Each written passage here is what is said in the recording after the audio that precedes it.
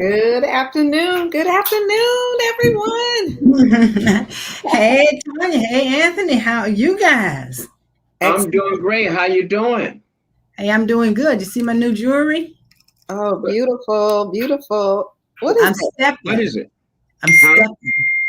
I'm counting my steps. Oh, counting your steps. Oh, so my goal is 10,000 steps a day because we have a challenge with the Chatham County Marathon that I'm retired with, and to do 310,000 steps by May 31st. So equivalent to 10,000 steps a day. I'm up to 8,000 so far. How you guys stepping today? I've been doing a lot of stepping. I have too. I don't know how many steps I took, but I've been doing a lot of stepping. So you've been doing a lot. Well, let's say hello to our audience out there. Good afternoon, everyone, and welcome to your show. Again, this is always your show. We're just having a conversation with you. I want you to be part of it. It's called Financial Sins. This is a podcast of the All Things Relevant Media platform. Now, we're excited about you joining the conversation today. So make sure you leave us a little message or something on our Facebook comments so we can respond to them for you. We're going to be doing this every Friday at 1 p.m. Eastern Standard Time. So make sure you tune in live on Facebook. We're also going to be on YouTube, so you'll be able to see it on YouTube. Again, join us every Friday, 1 o'clock for a great conversation. We're going to be talking about different financial, items that something that I'm pretty sure you're going to be wanting to know. Let me tell you about me. This is Mad Flo. Somebody told me to tell y'all that I don't have to let y'all know I'm a police officer anymore, retired. So I ain't going to say that number. But Flo, it's all right. Know me, if you want to tell them again, it's all right. Yeah, no, I'm retired from the police department. 25 years, enjoyed it. Married to a wonderful husband. Doing another business called World System Builder, which is part of World Financial Group. Been doing that for the last since 2013. Enjoy that. And that's how I got here. Mainly because of education, understanding my own finances first, and that's where it all starts. You have to understand yours before you can actually, help someone else. So that's what I do. I've been doing this and love it very much. But enough about me, because I don't talk a lot about me, but I love the way these other two hosts of mine always sharing their information about themselves, and they sound so interesting and so exciting, especially Anthony now, because Anthony can really talk, guys. Y'all know that. Oh my goodness. Oh my goodness. Hey, look, what we want to do really is say hi to everybody, to Mike, to Andre, who's on with us again. Hello. Listen, we just really appreciate you guys so much for being with us. And I want to encourage you to do something. Write down your questions, even if it's not pertaining to this show. Write them down, but write down those especially pertaining to this show. My name is Anthony Murray, and I'm not a former police officer. Hey, look, I thought about it many times, but never went that far. It was just a thought. My background is financial education as well as business. I graduated with a degree in insurance and real estate. Well, they don't call it that anymore. They just call it insurance. So, or financial education. So I am a finance literacy or financial literacy educator. That's what I am. Whoopie-doo, right? And so, so what do? I help people learn about money. All right. After all, who is your money more important to? Now, I know if you're married and you're a man, you're going to say, my wife. All right. But, all right. But who is more important to you? All right. And so that's what we do. We help people with their money. I also am part of World System Builder. We are a very well-established organization. You know, I was researching this week. I want to know how many insurance companies there are in America. Did you know there's 700 plus insurance companies in America? Different ones. Now, I wonder, you know, that's a lot. That's a whole bunch, right? That's a whole bunch. And we just happen to be in a very good opportunity here. The parent of our company is called Transamerica. If you never heard about World System Builder, World System Builders, the baby of World Financial Group, who's owned by Transamerica. Transamerica is a company of Aegon. Aegon is located in the Netherlands. They wanted to expand their market in the United States, and they wanted to expand it strong. So several, I don't know how many years ago, it slips my mind now. They connected with Transamerica. So that's a good thing. We just really thank God because Aegon's a multi-billion-dollar organization, Transamerica also. And this is, as Tanya would tell you, $1 trillion industry. Yes, you should get involved in this industry because there's money for everybody. And listen, there's so much available in this. But I have a great colleague named Tanya Scott Pilcher, and she's going to tell you a little bit about herself. I'm telling you, this woman's on fire, y'all. She's on fire. Woo! Come on, Tanya. I think I'm on fire. Yes. Oh, no, you know. It has been an awesome week. There's just so many positive things, and I'm meeting some awesome, positive people that really want to change their life and change their career. And again, this is $1 trillion industry. And if people get involved, they can truly live their dreams. I'm Tanya Scott Pilcher, and I am the owner of Get Skills. I have been in the insurance industry for about 15 years. We are a full service industry where we do P&C, which is property and casualty, along with life and health. That includes Medicare and affordable health care. What we do at Get Skills is that we are training people that want to get into this career right here in Savannah, Georgia. And I'm still bragging that we have a 98% success rate, which means you take a class from us, you have a 98% chance of passing that class because of all the success that we had in front of us. So we invite you to take a look at this career and take a look at making a change in your life, because there's one thing for sure. You can't do anything without insurance. So you shouldn't be living in a house or renting without it, or driving a car or in a building. You should have insurance. And there are so many people out here that don't. So we invite you to, come in, join us every Friday, like we're here today, so that we can teach you what not to do, because we done did some of everything and what we should do.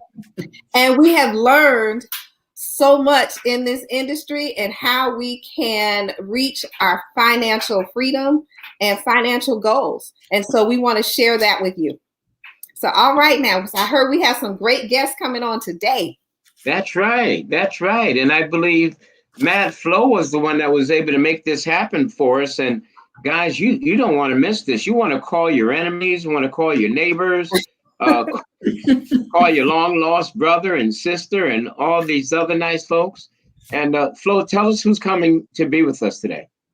Well, today, if you have not met the newly elected official in Garden City, City Councilwoman Natalie Bates Morris, you get an opportunity to meet her. And the reason we have her on the show today, she has to me, a remarkable story to tell in reference to her family history and generational wealth, because generational wealth does not mean that your family have to leave you millions of dollars, but whatever they leave you, what do you do with it? And I want her to share with you what she did with what her family left her. And it's just remarkable on, what she's done and her husband has done in order to make sure the legacy that her family started back with her grandfather, it continues on today. So she's on with us today, and she is the councilwoman of in Garden City. An opportunity to meet her, and there she is. Ms. Natalie, how are you today? Greetings, everyone. And we're just going to be having a conversation today. Basically, it's all is going to be a conversation. So glad to have you with us. Thank you for having me. Now, we're going to start this conversation off with you just telling our guest a little bit about you. Just go ahead and let them know a little bit about you, Ms. Morris. Okay, well, like she said, I'm Natalie Bates Morris. I'm the councilwoman here in Garden City for District 3. I'm an HR professional by trade. I've been in HR for over 30 years now. Telling my age. But anyway. Don't tell us everything. Don't tell us everything. I'm happily married, been married for over 37 years. So I have 2 children, adult children, and 3 grandchildren. And they're my sweethearts. They're my livelihood. They're my life. Right. Now, I want to ask you one other question. Okay. What have you done for your city lately? Lately, I've been really fighting to get some better control over the train situation here in Garden City. Anybody that's have family friends come through Garden City for visits or getting back and forth to work, because we have a lot of big industries here in Garden City, that train on Highway 21, which is the main corridor, or you don't gotta tell me. I'm sorry? I said, you don't have to tell me, but I know they want to know about it. Okay. Lord, have I gotten stopped by that train and frustrated. Yes, sir. And in where I live, there's a train track here to where we only have one way in and one way out. So we really get stuck to where when that train blocks that crossing, and I've seen it blocked for almost 2 hours sometimes. Wow. And I'm just concerned about the quality of life, not just for my family and myself, but for others. It's like, if we have an emergency, someone needs medical attention, it's going to be very tough. Okay. They claim that, we'll make exceptions. You call CSX, they'll do what they have to do. But when you're talking about a matter of minutes for life or death, that controls it. I mean, just those minutes. That controls it. So it's like, that's what I'm really doing right now, among other things here for the city of Garden City. But that's my main focus as we speak. Right. And you're originally from Liberty City, correct? Then you moved to Garden City? Well, no, I'm originally from Garden City, born and raised here in Garden City, got married and moved to Liberty City. Then when my mom passed away, I moved back to Garden City in her home. But to me, I'm just a Garden City girl down back. I mean, it's just, even when mom was alive, I'm always in Garden City every day. You know how you take care of family, you just there.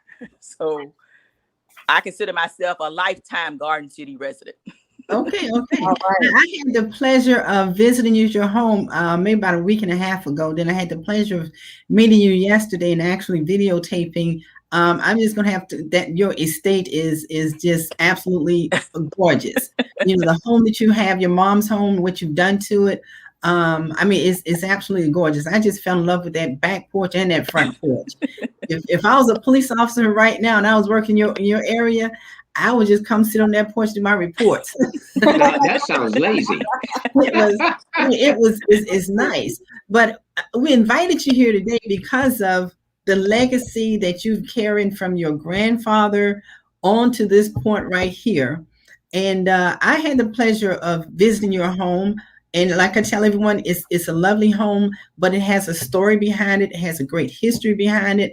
And starting with your childhood, and then it's going to come into the next question is going to go into is the fact that I know you had to utilize probate court when you had to do a certain thing when you obtained that property. But just give us a little bit of history about your family and the house that you have now, where you at, the property it's on right now, and how you attain that. And we call that generational wealth. Okay, yeah, that's what you call it, generational wealth, but I just call it a blessing. Okay. Yeah. I just say I was born and raised in the house that my grandfather built back in the early 1930s, 1940s is what I've been told. And my mom lived in that home with her siblings, and my grandfather and grandmother had a total of 8 children. Okay, and I call it back in the day, everybody stayed in the same house. You had what we call the girls' room and the boys' room and mom and dad's room. Mm-hmm. And you didn't realize how small that home was because of all the love that was in that home. Now I look back at it and I'm like, wow, how did all of us fit in that little house? But, you know, you do what you have to do. Granddaddy built that house. When myself and my cousin came along, they pretty much raised us because my mom was a single mom. And then that way, all we knew was grandmama and granddaddy being mom and dad when mom was at work and all that kind of stuff. Once we grew up, we, like I said, got married and moved out that house. Mom was able to build a house on the same property several years later after, you know, going through whatever she went through as far as saving money to build that home. And that's the home that I currently live in now. We started not to remodel my grandfather's house because it started getting in what you call blight, dilapidated, you know, being old. After my last uncle moved out of that house, which was maybe back in 2005 when he passed away. Mm-hmm. So my husband and I, he knew how strong I feel about my family and everything. So he decided, well, okay, dear, if you want to remodel that house, we can bring it back. Some people said that you need to tear it down because it was so far gone as far as trying to renovate it. But we asked the questions and we were able to do it. And as we speak, the house has been renovated to where now the next generation from myself, my son lives in that same White House. Wow. And it's right there on your property, your grandfather's house there. And then here's this big, beautiful home right next to it, which is your mom's home. You moved into there after she passed away and left you that blessing, that present. And you did something with that. You just didn't let your family's legacy go to blight, just like you said. And to me, that's a remarkable story because you could have did the typical thing that most typical people do is when it's heir property, they just let it go down. They would prefer to let it go down sometimes instead of passing it on to, another relative, letting another relative buy it and improve it. And you see a lot of that that's happening. Now, I know that you had to use, when you was going through the transition, did you ever have to use the services of probate court? I did.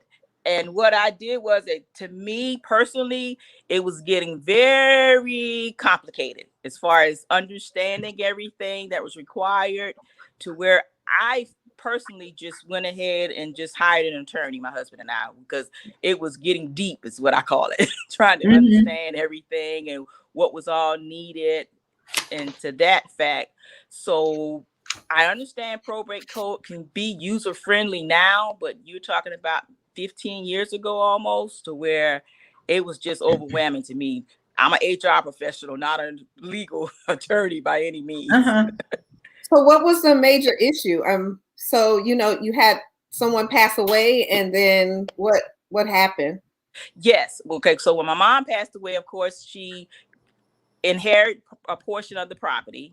And then that way, the other portion of the property went in what we call heirs, to where her siblings and everyone have a portion. And then that way you have to pretty much get them to sign off or sign away, their rights to the property for whatever reason.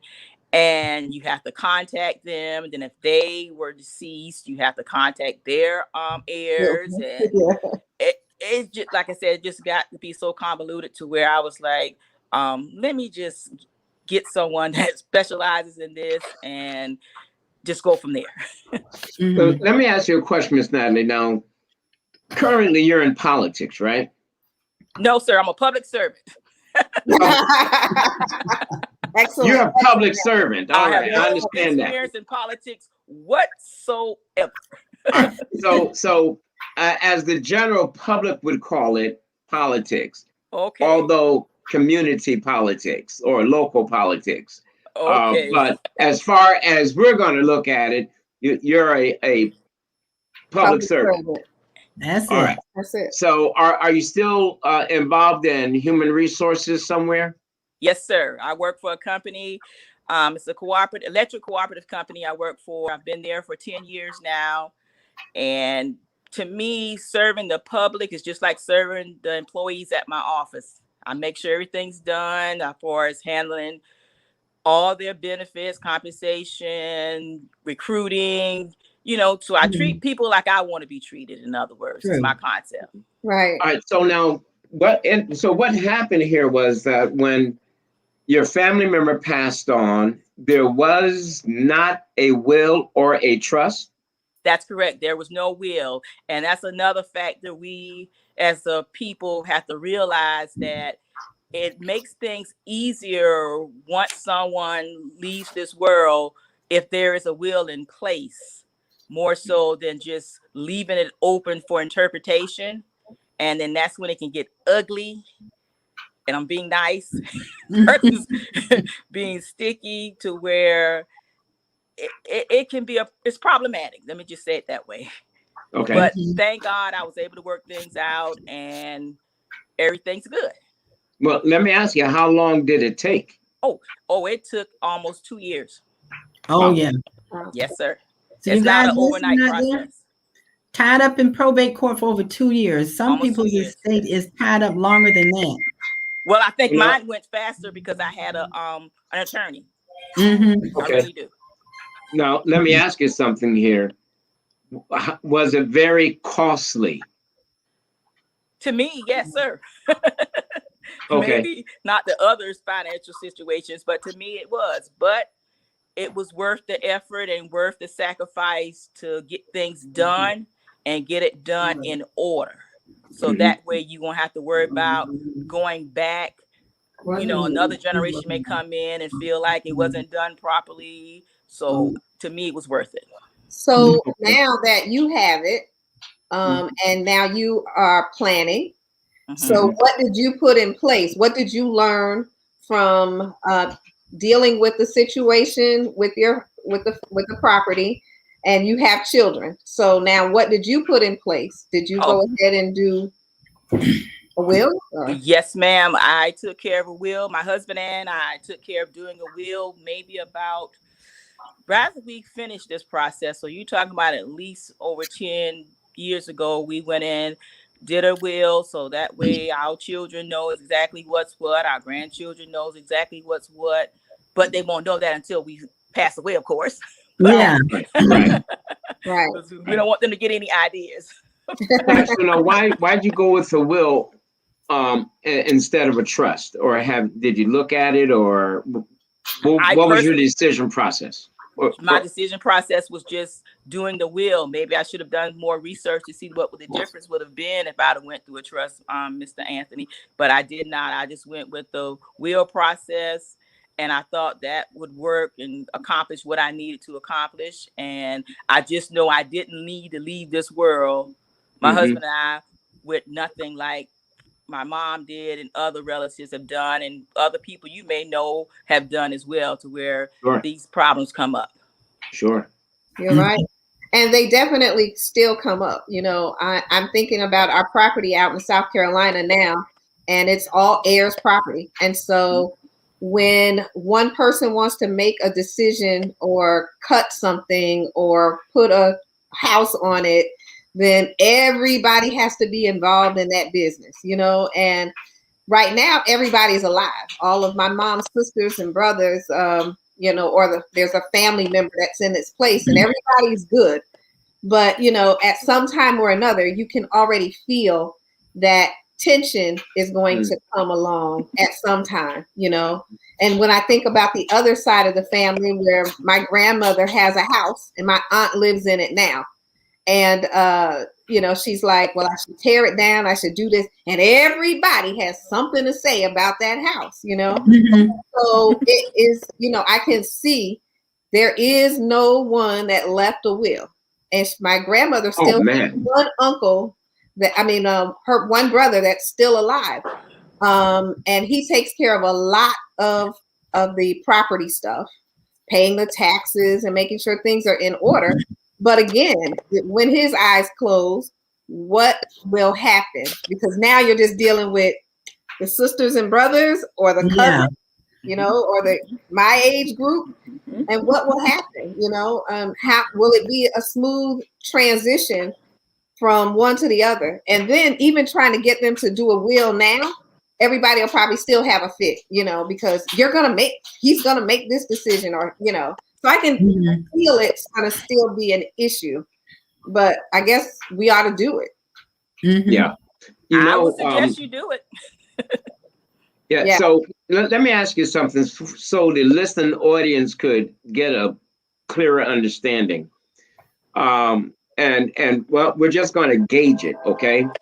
Would you say that because of the probate experience, having to go through probate, that it cost you hundreds of dollars, thousands of dollars, tens of thousands of dollars? What would you say? Mr. Anthony, you know attorneys work by the hour, and you know the attorney's fees are at least $125 per hour. Yeah. So that's minimum. And so I'm going to say it was a couple thousands of dollars. Yes, sir. Yep. So folks, we're mentioning this because this is real. This is serious stuff. You know, if you aren't ready, none of us know when we're going to leave this earth unless God shows it to you. I mean, he has shown it to people. I remember my mother, when she was getting ready to pass away, the Lord let her know she was getting ready to go. She told me, and I said, Mom, stop talking like that. All right. And sure enough, just like she said, she was out of here. But thank God she had everything in order. So, you know, this is real stuff right here. And I would say, if you move to a new house, people, get back with your attorney. If you got a will, get back with your attorney, make the necessary adjustments or changes. If you got what kind of advice could you give the people about making sure that they have a will or the probate process? Again, I'm not familiar with the probate process in detail. Like I said, it was overwhelming to me. But I will say this: we as a people don't like to have those conversations, but you have to. And it makes things much smoother going along down the road, because I hate to see when families, what I call, fall out over what mama had, what daddy had, what they should have gotten, this one should have gotten, to where it's just like we come here being born, you're going to have to leave here one day. It's what they always tell us. So why not make the time here and the time after smoother for those that remain? And that way they'll know exactly what your wishes are to carry out, and everybody can go on and be one big happy family still. Right. True. Awesome. Natanya, Natalie. Yes. Your children, You've learned, from your past experiences 15 years ago, what you need to do when that happened. Now, with what you're going through, how about your children? Do they understand the importance of having a will, making sure that all, certain paperwork is in place, such as a directive, power of attorney? Have your children or have you looked into a power of attorney in case something happens to you where someone can take care of you and your husband's finances for you or medical? So have y'all taken that step there and had that conversation as well? Yes, we've had that conversation, especially with our youngest, our son. But these young people, they think they're just above that, and he's like, "Mama, that's over my head. I don't even want to hear that kind of talk." So I'm like, young man, you have to hear this because I don't want you caught blindsided and God forbid something happens and you're looking crazy instead of knowing what to do and how to do it. But yes, ma'am, we've had that conversation, and again, it's in writing. Good. And so many African American families don't have it, and I won't even just say African American. I mean, so many families don't have the conversation. They have no idea what's going to happen. I live out here in Runaway Point. We've lost more homes in this neighborhood because of probate. And people don't know what to do. So let's look at someone passing away. We had a few years ago, both husband and wife passed away within 30 days of each other. Wow. Neither one of the children, whoever the children were, they didn't live there or live in town. And I think it has something to do with the grandchild. But the house sat for 2 years. We don't know when it came out of probate. We don't know what happened. All of a sudden, it was sold, auction, And so now you're looking at, what happened? Why? And then, of course, we get we got a true story, not true story. But now you're looking at, there was still a mortgage on the home and no one paid the mortgage. So people don't know that that's what they're supposed to do. I guess, I don't know, but when those things are happening, the people that are left here are not sure what they are supposed to do when a piece of property goes into probate. And then they have no idea how long it's going to take. So they can't even, let's say whoever was supposed to be over it, they didn't have the funds to keep the house afloat. So all of that can still happen because if a mortgage is on it, then somebody's got to pay the mortgage. Just because doesn't mean that the mortgage stopped, right? So, we have lost, again, 3 to 5 homes in our neighborhood because there's no will. And the more I talk to my neighbors, they still don't have a will. I mean, most people in this neighborhood are older.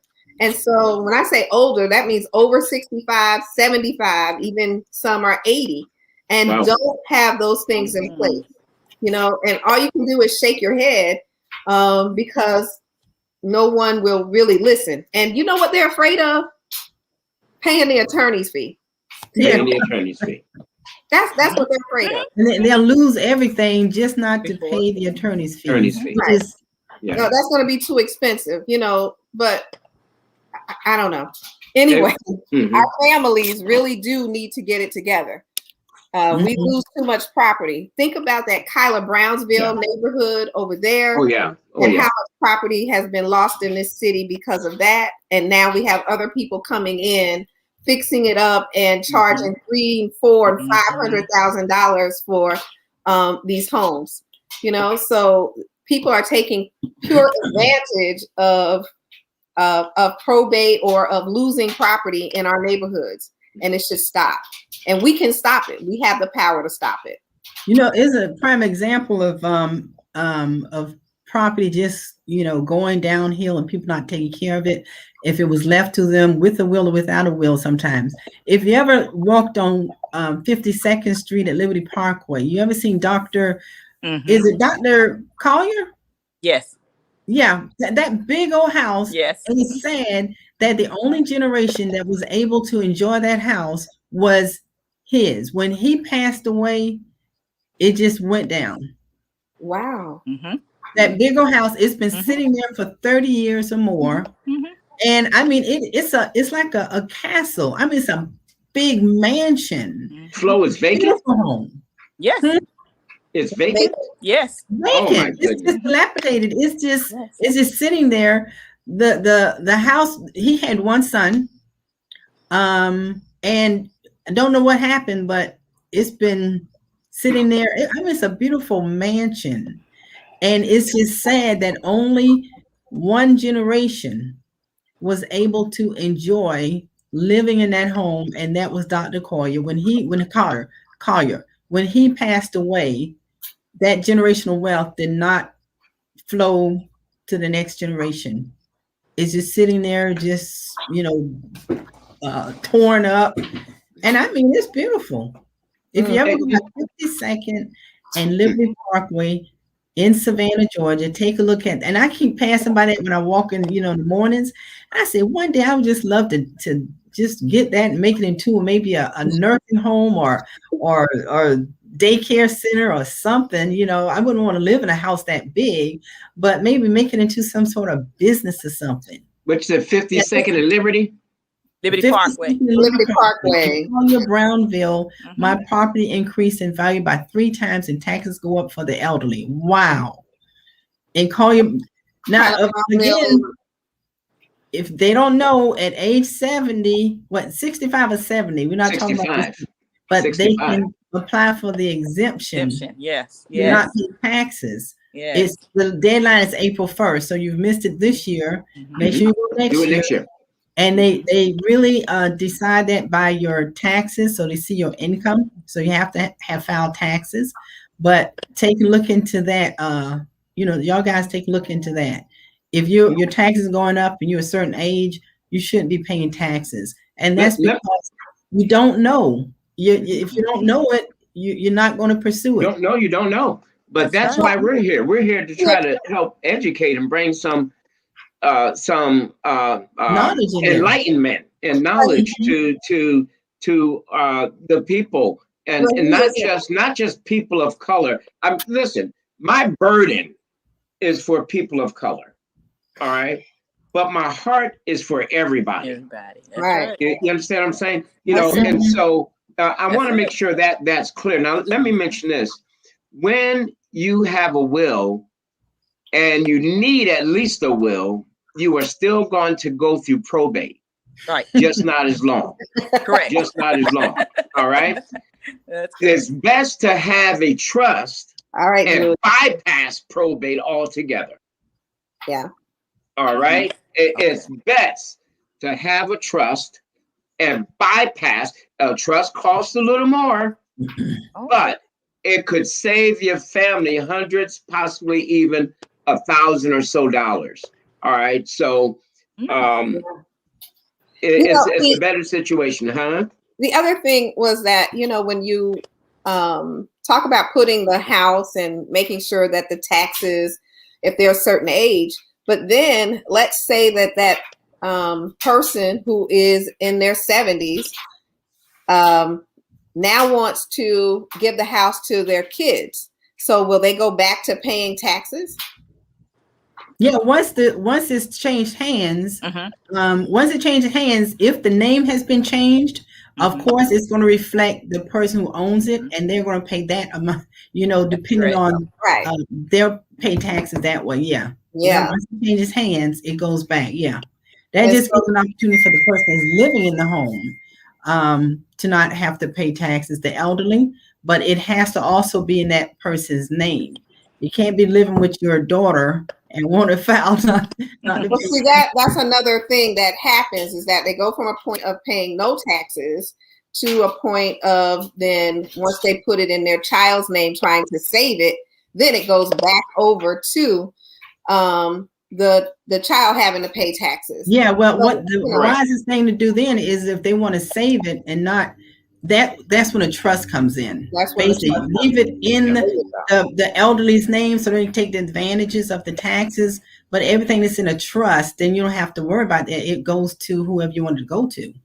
And it does just reduce it. It doesn't take it all the way away. We're going to have a tax commissioner here on the 14th, hopefully next week. And she'll be able to answer all those questions in reference to exemptions on taxes. So you guys tune in next week because Sonia Jackson, I'm putting it out there right now. I talked to Sonia Jackson. They give her 2 weeks notice and she would be on the show. So I gave her 2 weeks notice 2 weeks ago. I'm putting it out there now, Sonia Jackson. Put it out there. Commissioner Chatham County. So, Miss Natalie, when you said it was overwhelming, was it the paperwork that was overwhelming? Was there a lot of paperwork involved because there wasn't a will in place?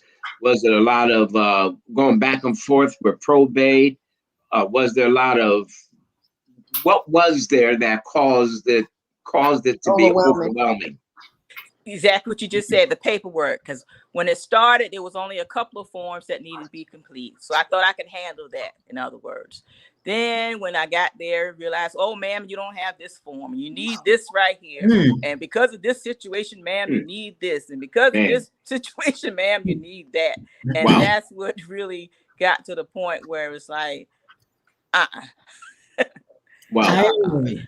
time out. Let me just regroup this again and let me go another route because I didn't quite understand, like I said, and that's what got me. But one thing I can say is that now one of the things that I'm also looking at doing just as a public servant for people in my community of Garden City, we have a lot of people that fall in the same problem that I had, to where there's a lot of nice, beautiful property here in Garden City, but people lose because when someone passes away, and like you said, they don't live here, the children live out of state, so they may just be paying the property taxes from Detroit or from Philadelphia, but this property is here. And then we as city officials run into the problem to where you pay the taxes, but you don't do the upkeep on the property. For example, cutting the grass, and that way the neighbors complain to me about, we have to look at this blighted yard in our yard and we keep our grass immaculate. Right. So we get to that point to where one of the things I've been looking at trying to educate the community, and I plan to work on that more so in the coming months in regards to understanding how that will work, to where, like you're saying, with this program here, which is a great program, to let people know that you have places out there where you can reach out for help, to understand what you don't understand. And if you ask the questions, maybe that can help ease the burdens going forward. Because if you're paying the taxes, you may pay the taxes on the property, but the city's got a lien on your property for more than what the property's valued at because you hadn't cut the grass in 25 years. Think about it. Wow. But you'll be able to help them get rid of that cost, right? That big. Whoa. Okay, Julius. Probate court. Oh my goodness. Families of the value and wealth. I lost $10,000 because of the probate court in Chatham County. Yeah, it can definitely rob. 10,000. I mean, it will empty your pockets out if you're not careful. Right. And I tell you what, I'm from Connecticut, and how they dealt with that plight stuff and people not cutting their grass or whatever. The city would cut it and send the person a bill. Right. We do. They do the same way. Yeah. That's what we do. But if you don't pay that bill, then they put the lien against the property. They put a lien on the property. Yeah. So when the house is sold, that bill's paid off. Yeah. Right. Well, back a little bit, Ms. Deloach said something. She said, we need to find ways to educate our people and an attorney that will work with them with the fees. And so she's absolutely right. And maybe somehow between all of our programs, Mad Flow and Anthony, and with Get Skills and Garden City, and maybe even the city, we can come up with that, because it's terrible that we're losing so much. Yes. And I know the city of Savannah has the same issues. Yes. Just mentioned one neighborhood, but you can look anywhere in any neighborhood and see the same thing is going on. That's right. If we could education is key. And if we just took maybe even our classmates, can you all understand how much assistance we can be to, if we just did, my class of 1980 and 1981 and just educated those students, my peers in my high school class. Because what's your class, 1980? 81. 81? Okay. 81, yeah. Am I telling my age? Okay. So if I begin to educate my classmates, who some of them are still taking care of their parents, and then we're getting ready to hit that, big 6-0 soon. We got a few years, but not many ahead of us, and then get those things in order. So that's kind of my goal, is just to get to my classmates. That's a big group. When I graduated, we had 400, 600 people in a class. Mm-hmm. All right. If I could reach just half of those people, how much of a difference that this could make in the neighborhoods. My classmates lived in Cloverdale, Liberty City, and down in Coffee Bluff. All neighborhoods that have African Americans in them. Mm-hmm. Then everybody else was in the Windsor Forest area. But those that took a bus, that's where they lived, right? And so we could save probably Cloverdale if we did something like this. If I just went back and we had some kind of a session. And that's where we are, because we lose too much. And this property right now is going like hotcakes. We're not benefiting. We already lost it. Mm-hmm. How unfortunate that a lot of properties have sold just because of back tax, and people don't know what to do. They panic because there's back tax, and they won't even go to court. Mm-hmm. People won't even go to court. And if you go to court and you owe back taxes, they're going to work something out. Right. They would do what they can to try to work something out with you. You just have to show up. It's like if you go to court for a speeding ticket, guess what they'll do? They'll work with you if you ask them to. In most cases, they'll try to reduce that ticket. Well, if you go to court because of back taxes, the bank, they don't want to own a whole bunch of properties, or the city is not a real estate company. You're right. All right. They don't want to have that burden. So if people would just take that initiative, and I think what happens in our community more than other communities, it happens in all communities, y'all. All right. But what happens is in our community more than anything else, we just don't show up because we don't know what to do. You're right. You're right. We gotta stop. You gotta show up. Yes. You gotta show your face. And try not to go in there looking like, well, I'm not going to say, but the look doesn't matter. It's just that we need to just show up. Right. That's the key. You've got to show up. Right. Now look, our organization, World System Building, we offer free financial literacy workshops. Did I say free? Free financial literacy workshops. Twice a day, Monday through Thursday, 2 p.m. and 8 p.m. Then on Friday, 2 p.m. and 10 p.m. On Saturday in the morning or early afternoon, and Sunday sometime, I don't even know what time. So listen, there's people out there that's willing to help. We had a young lady here, Khalees Deloach. She said, I would be willing to help in any way possible. All right. So there's people that will help. What we have to do as a community is say it. I need help. I need some wisdom. That's right. I need some advice. Who do I turn to? Where do I go? We had an attorney on here that said he will work something out with the fee for a will. He'd work something out with you. All right. And he's right here. He's local. He's in Savannah. Now, I know there's folks that's watching us from other states, all right, other cities, other places. We had another attorney that is nationwide, all right, nationwide, all right. So the help is out there, but the voice to say I need help is not out there. You're right, Mr. Anthony. That's what I tell people. We don't know you're hungry unless you tell us. we don't know you have a need unless you tell us. And telling us after the fact makes it even double harder than it could have been handled in the first place if we knew in advance versus waiting till, pretty much they're ready to snatch it. You've missed, like you said, you didn't go to court. You missed several court dates. You didn't answer any type of, mail you may have gotten pertaining to the property. And then once they get to the courthouse step, pretty much, it's really hard then to try to unring the bell. Yeah. Mm-hmm. So, Ms. Morris, when we know better, we'll do better.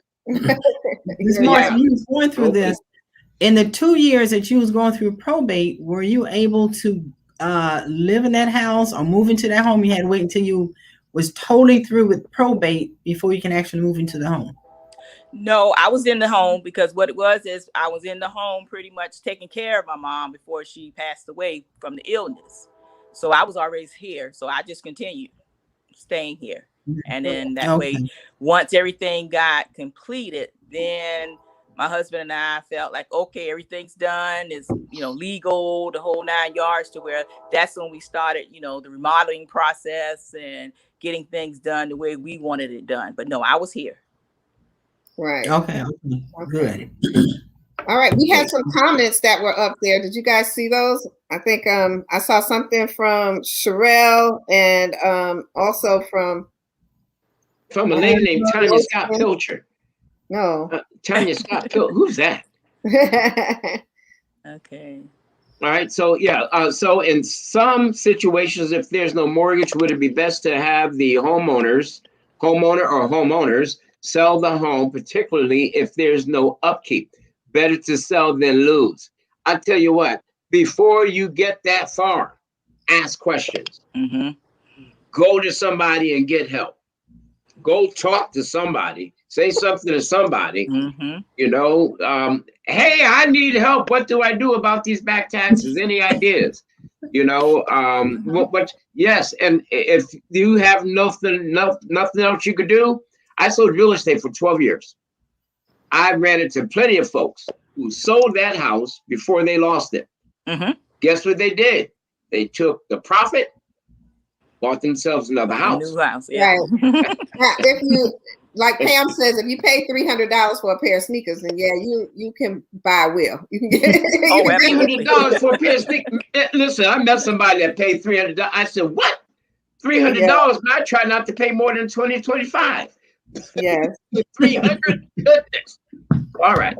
And Julius was saying something also in reference to a will and a trust. And if there is a child involved, we definitely need to do something, because we do not want to leave. We don't want to leave it where some child has to have a guardian in order to take care of anything. So put those things in place. I mean, it's simple. Put it in place. A will or a trust. If you don't bring it up to get an attorney like our guest did. All right, get an attorney if you have to. There's attorneys out there. I'd rather see someone make arrangements with an attorney than to lose that home. Yep. And most people, why they lose their home? They become paralyzed. Fear. They don't know what to do. So they don't do anything because they're afraid, and their fear becomes a reality. So we're trying to help reverse that curse of fear, with information, information that is valuable. Natalie will tell you, it was no picnic. It was nothing. It was no party, was it? No, sir. But we was just adamant, like I said, to do what we had to do, make that financial sacrifice to make it happen. It was just that important to us. So regardless of a person's age, if they're a homeowner, they should get a will or a trust. I would suggest, would you suggest? Yes. That's right. Absolutely. So we want to thank everyone. Thank you, Miss Natalie Morris, for being with us today. We really appreciate it. We appreciate your story. We appreciate you sharing with us generational wealth out there in Garden City. It is absolutely beautiful. Thank you. I cannot wait till they finish Groves High School. And yes, we do have trouble with that train, but hey, it's okay. Yeah. Yeah. I'm here and I'm fighting. Thank you for having me, ladies and gentlemen. It's been a pleasure. It's been a pleasure. Yeah. Yeah. Thank you so much, and the information you shared, your experience.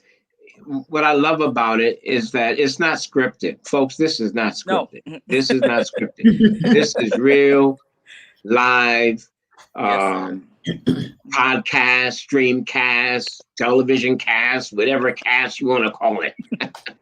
So now, don't be surprised if you see me on your front porch, if I'm out in Garden City and I just need a place to stop sit. by anytime, Flo. I mean, and that way we can have some chips and some water. Because she said she don't cook, but she made sure she found something. But Natalie, you don't cook. Not if I can help it. Oh, okay, all right. Well, see, I'm the same boat. I don't cook. My husband cooks. He cooks every day. He calls me every day and asks me, "Baby, what you want me to cook for you today?" And I tell him he have it ready for when I get home. Oh, that's sweet. So no, I don't cook, so I understand that. Hey, and he's you know what? To that point, when I visit my daughter in Massachusetts, she got me cooking. She said, "Mom, you're not used to that." I say, "No, I'm not, but I'll cook for you. I know how to cook." And that's right. Me too. I know how to cook, but I prefer not to. I have so much going on. I mean, by the time I get in from the office, doing stuff for the community, I'm always volunteering on this board, that board. Someone calls, need help, do this, do that. So I appreciate my husband doing what all needs to be done and filling in the gap for me. But when I am able and available, I make sure it happens as well. Okay. I'll take that chip and water any day on that porch. That's funny. We'll have some real food for you on next that time. Porch. Yeah, Flip Wilson. No, you're Flip Wilson, Julius. He's not Flip Wilson. So the other Flip's not around anymore. He done put it out there. See what he says? Flip Wilson cooks daily. My husband gave Julius Hall that nickname, Flip Wilson. He was okay. I was wondering where that was going. Okay. I was going to say, because the other Flip, he's not here anymore. Wilson. That's funny. Listen, guys. Flip Wilson. We're running short on time here. Ms. Nadlin, did you have any last remarks, something that you could share with the folks to really provoke them to get things in order, a will or trust? I would just like to say that, believe me, if your loved ones have worked hard to leave you a legacy, to leave you what they began and started with hard work and sweat, value it, take it in consideration the way one day you want to leave that same sentiment to your offsprings. And one thing about what I call owning a home and owning property, you can't take that away from someone. So value it and value that legacy. Wow. Powerful. Because this is really truly how generational wealth is passed on. Hey, folks, before we leave, again, I just want to say happy Mother's Day to all the beautiful mothers out there. You deserve the best, and you deserve more than what we could give you. We want to thank you so much for nurturing us, and that's what women do on a natural basis is nurture. They can't help it. They just nurture. They try to nurture grown men. It doesn't matter to them. It's just in their DNA. That's how God made them. They just nurture. And we're coming to a day where we want to celebrate the women in our life. Okay. So folks, don't forget, Matt Flo, who's going to be with us. We need to tell them one more time. Next week. Next week, we should be having Wendy Williamson from Probate Court. And also, we should be having Sonia Jackson, Commissioner of Chatham County Tax Commissioner. I'm putting it out there, Sonia, because you told me to give you 2 weeks notice. 2 weeks notice was last week. So those, I guess, we should be having for next week. We have a powerful show next week. We had a powerful show this week. I want to thank Ms. Nadlin Morris again for coming. And I'm going to take advantage of that porch again. That's all I'm going to let you know. No problem. All right, folks. Hey, Close it out listen, for us, folks, Anthony. don't forget, support all things relevant media. All right. They reach out into the community. All right. And we wouldn't be here if it wasn't for them. They have a Cash App. It's coming up right there. All things relevant. All right. Send them whatever you can, whether it's $1 or $100,000. All right. Support what they're doing. All right. Let God speak to your heart. It's nothing better than to be able to give. I support all things relevant media. So I'm not just talking out of my head here. I support and back what they're doing with my money and not just with my mouth. So I want to encourage you to do the same. If you need to reach Matt, Flo, Tanya, or myself, please, you could do that. Give us a phone call before we leave. I don't know if our engineer, I wish our engineer would show his face one time. His name is Julius Hall. We just thank God for Mr. Hall. Man, he does so much for the community, and he's a great individual. Julius, can you at least say hi? Can you say hi? Yeah, I'm putting you on the spot. There you go. Running from there. Look at him. Running from there, Port Wentworth. I'm going to say hi to everybody. How y'all doing today? We thank you, Anthony, for that plug. All Things Relevant Media is here for the community. We're here to serve. Thank you so much. Thank you so much. Soon to be, prayerfully, Mr. Mayor for the city of Port Wentworth. That's correct. All right. Well, folks, thank you so much for being with us today. Join us next week. Don't forget, pass the word and like us on Facebook. Don't forget, like All Things Relevant Media on Facebook. Take care. All right. Y'all have a great